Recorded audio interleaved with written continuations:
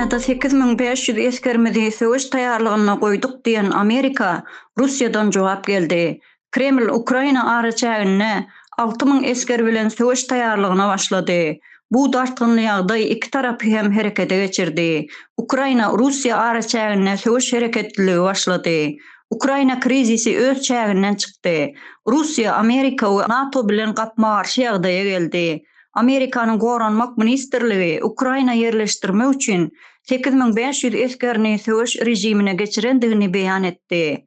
Amerikanyň bu beýanyndan soň Russiýa hem herekete geçdi. 6000-den gowrak eskeri bilen Ukraina araçagyna söwüşe girme taýarlygyna geçdi. Kremliň media sekretary Dmitri Peskov Aktamyň beren beýannamasynyň Ukraina dartgynlygyny güýçlendirendigini ňygytap geçdi.